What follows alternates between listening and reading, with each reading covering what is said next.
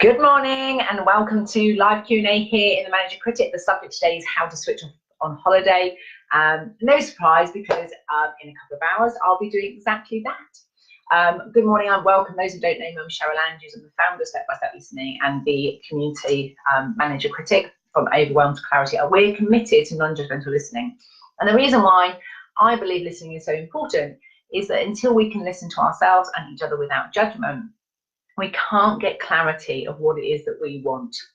And if we don't have the ability to listen to other people and ourselves and just be curious about the differences, rather than keep on going on about what's right or wrong, good or bad, negative or positive, we just go, oh, that's interesting, so you do it this way and I do it this way. And actually being okay with those differences. When we can listen without judgment like that, then we can find our own way in the world. We can have confidence to be ourselves. And the one thing that I know that is always going to happen is change. Change is constant.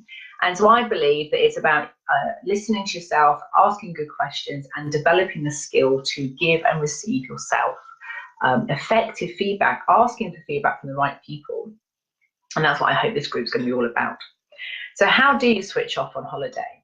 Well, one of the things I want to talk about is that maybe why we switch on holiday, why those thoughts pop into our heads, why we start mulling things over. And in my experience, it's because they're unresolved challenges or problems, which often haven't been given space to be heard, to be listened to without judgment, to be acknowledged. So what happens, so number one reason is that we haven't given it time and we haven't given it space.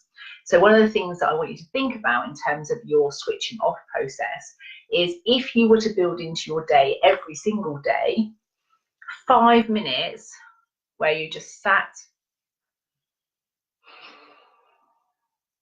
That's a bit like you would like to be being on holiday, where you're just completely rested, your mind is switched off, and you just allow those thoughts to come up. You might write them down. You can acknowledge them, maybe write all the words on a sheet or draw the pictures. Just write down everything, download absolutely everything that's on your mind in that moment. But giving yourself quiet time every single day means that when you get to your holiday, you won't have this kind of like release. I remember when I went to the Halifax, every single time I booked a holiday, I got a cold. It was almost like my system was holding on to everything.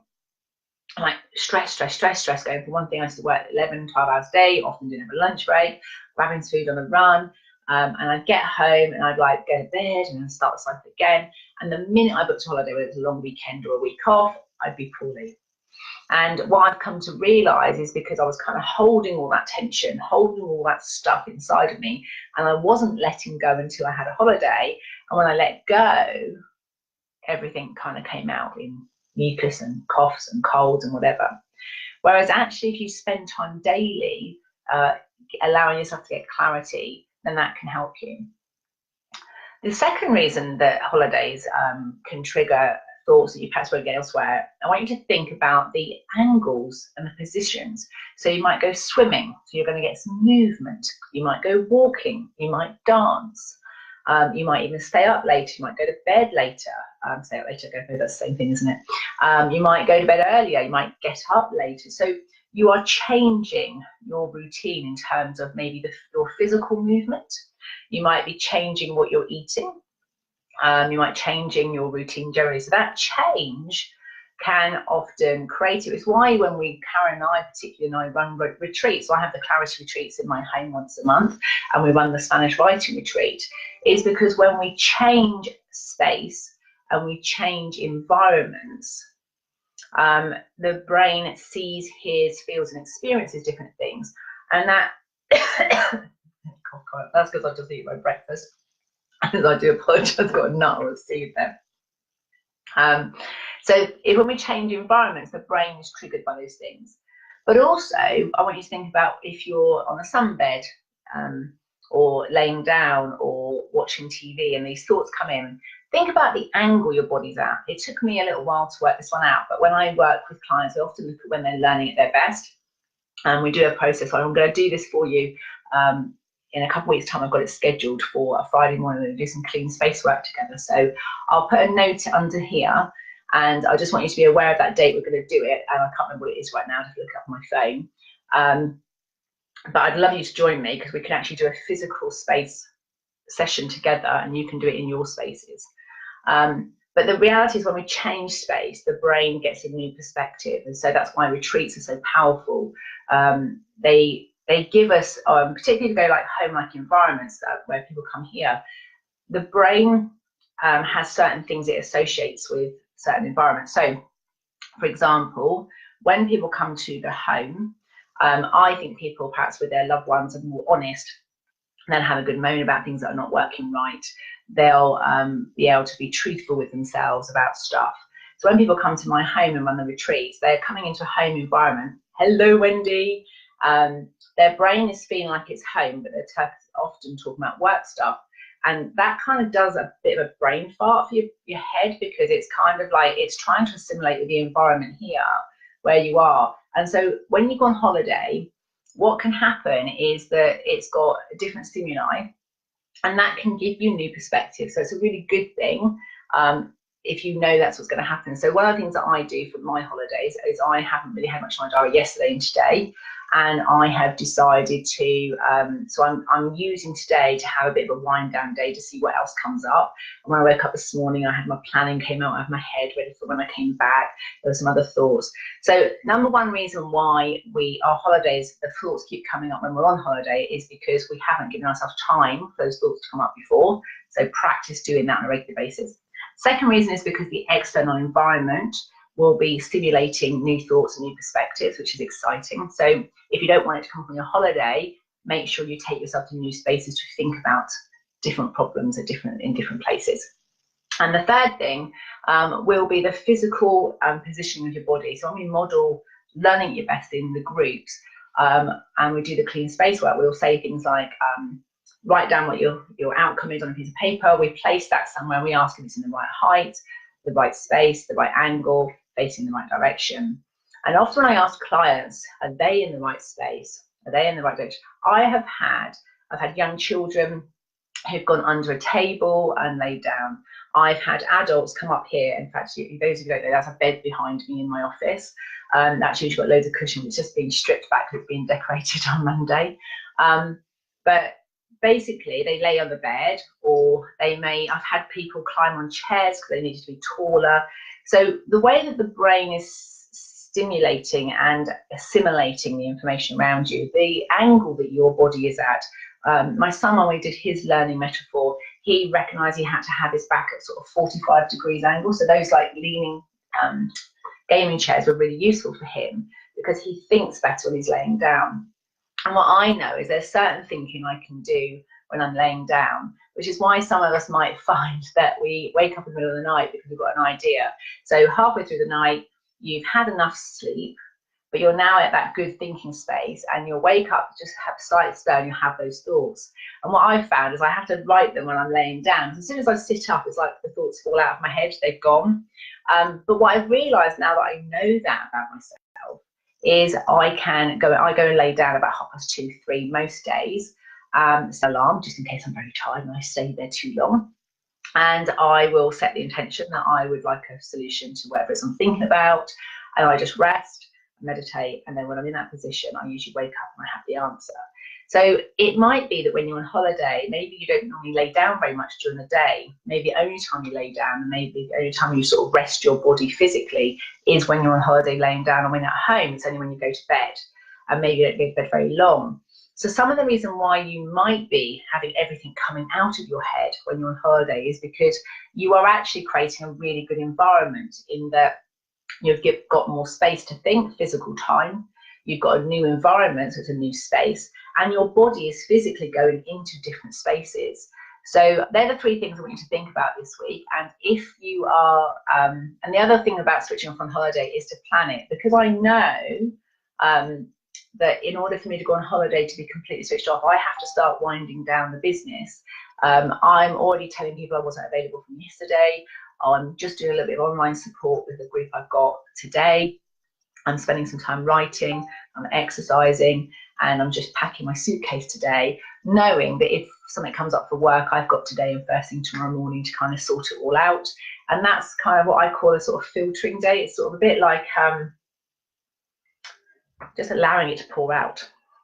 Wendy, you put morning, your hair looks amazing, really suits you, listening ready for my holiday. Thank you very much. I will very briefly talk about my hair. I had it done yesterday. I haven't put much on Facebook because actually I'm in shock. I keep looking at myself and I'm like, who is she? I don't know who it is.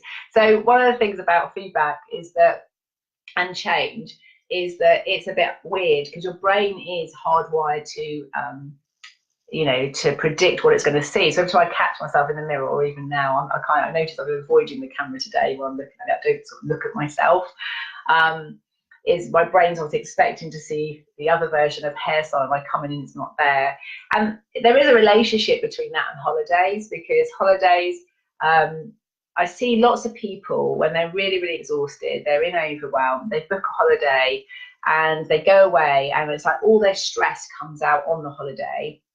And then they've spent all that money, they've gone away a long time, and they come back and they're just more exhausted.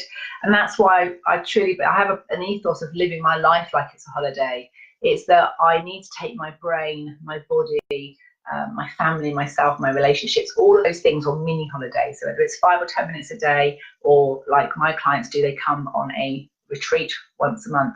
The other thing I've done is, in order for the holiday to be something that Mark and I can enjoy together, we're going to visit friends. I've also booked a 3-day retreat in August for myself to go on my own. So I finally take my own advice and stuff I give my clients, whether you work with me one-to-one or in groups. When you're on the clarity call with me, you have 90-minute retreat. Whether you come with me and work for a day or 2 days, you're having a retreat. And retreat for me is stepping back, slowing things down, giving yourself a new space, giving yourself time to think, and then tuning into what works for you. And often in everyday life, we don't have the opportunity to be playful, which is kind of why I changed my hair, and why, I don't know if I got to go that way. I've actually got some purple streaks. I decided on purple. It's to do with the, you know, Libertas branding and the author's Jelly branding, I'm sure. But then I discovered from the hairdresser that I've got to wash it just once a week with cold water, and I have to be careful about the purple going on my pillow in the bed. And that felt like far too much high maintenance. So I've only got a bit in the front to practice with. And that's what I'd say about your holidays. All right, if you have got a lot going on, be realistic. Maybe the first day or two, you might just need to sit and write down everything that's on your mind about work, get your list out of your head, and then put it in your diary. The other thing I will say about it is, if you haven't done this preparation stuff that I'm talking about, you're not giving yourself time on a regular basis, and you're now skidding it into your holiday, ask yourself the when question. It's often the one people don't ask. So if you're not going to do it now, then when are you going to do it? Your brain is a bit like a 2-year-old. If it thinks you haven't dealt with it, so if it sees you write it down, maybe even hears you say it out loud, and it knows you're thinking about it, and it can see when it's going to be dealt with, it's more likely to stop nagging you. If it knows that you know when you're going to sort it out. So if you write down absolutely everything that's on your mind just before you go on holiday, everything you know that's still outstanding that needs to be sorted, and then you find a space in your diary and say, right, that's what I'm going to think about that, that's what I'm going to think about that, that's what I'm going to think about that, then your mind will be comfortable going on holiday because it knows that you haven't forgotten about it. Or you say, right, I'm going to allow myself an hour every day to journal and write about work. So one of the things I can do on a holiday, I don't plan to on this particular one, but I'm an early riser. I usually get for 5:30, 6. Mark likes to sleep to about 8. So I've usually got 3 hours, 2.5, 3 hours before he even wakes up. So I can quite easily get up, and if I wanted to write notes about my marketing, or process some ideas or plans for the business, or just want to think about stuff, I've usually got loads of time to do it on a holiday, and it doesn't impact our time together. So as soon as he wakes up, I switch it all off. We go off and do our day. We enjoy ourselves. And if I wake up in the morning and I'm tired and I don't want to get up, I don't have to. There's nothing in that workload that has to be done. It's simply stuff that, while I've got space to think about it, it's a good opportunity to do so. This particular holiday, I'm going to practice completely switching off.